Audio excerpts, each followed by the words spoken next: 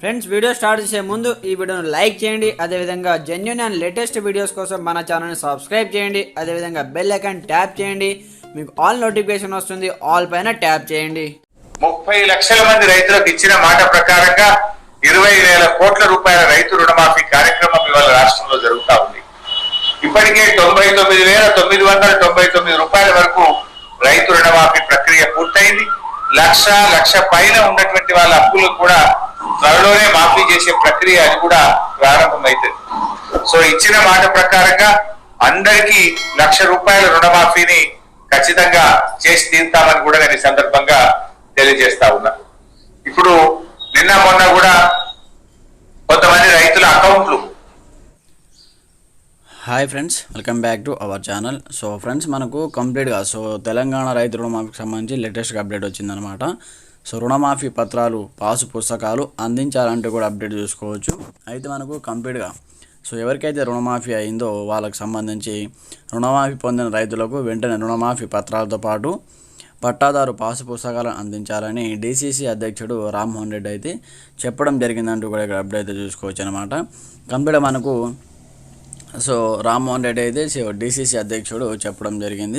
చేవెళ్లలో AICC అధ్యక్షుడు Mallikarjuna Kharge SC ST declaration సమావేశం విజయవంతం కావడంతో కంప్లీట్గా సోమనంలోని పాంబండ ఆలయంలో ప్రత్యేక పూజలు నిర్వహించారన్నమాట. కంప్లీట్గా మనకు ప్రభుత్వం రైతుల రుణమాఫీ చేసినట్లు చెబుతున్నా ఇంకా బకాయి ఉందని బ్యాంకు అధికారులు వేధింపులకు గురి చేస్తున్నారని చెప్పారన్నమాట. కంప్లీట్గా ప్రభుత్వం చాలామందికి మెసేజ్ వస్తున్నాయి, కానీ ఇంకా డబ్బులు పడలేదు, ఇంకా మొండి బకాయి ఉంది, ఇంకా మీకు మీరు ఇంట్రెస్ట్ కట్టాలి, ఈ విధంగా అయితే బ్యాంకుదారులు చెప్పడం జరుగుతుందంటూ కూడా మన సబ్స్క్రైబర్లో చాలామందికి ఈ విధంగానే సమస్య అయితే ఎదురవుతుందన్నమాట. ప్రభుత్వం రైతుల రుణమాఫీ చేసినట్లు చెబుతుంది, కానీ ఇంకా బకాయి ఉందని కూడా బ్యాంకుదారులు అధికారులు వేధింపులకు గురి చేస్తున్నారు. డబ్బులు అయితే ఇవ్వటం లేదన్నమాట.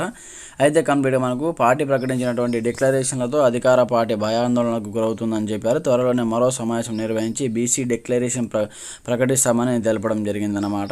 కంప్లీట్గా అయితే మనకు రైతులకు రుణమాఫీకి సంబంధించి ఎవరికైతే రుణమాఫీ అయ్యిందో వాళ్ళకు పత్రాలు అందజేసి రుణమాఫీ పత్రాలు అందజేసి పాస్బుక్ పుస్తకాలు కూడా అందించాలని డీసీసీ అధ్యక్షుడు రామ్మోహన్ రెడ్డి అయితే చెప్పడం జరిగిందన్నమాట. అలాగే మనకు సెప్టెంబర్ వచ్చే నెల 15వ తేదీ వరకు కంప్లీట్గా 1,00,000 వరకు ఉన్నటువంటి రుణాలన్నీ మాఫీ చేస్తామని ప్రభుత్వం అయితే ప్రకటించిందనమాట. అందరికీ మెసేజ్లు వస్తున్నాయి, కానీ డబ్బులు పడటం లేదంటూ కూడా చాలామంది కామెంట్ చేస్తున్నారు.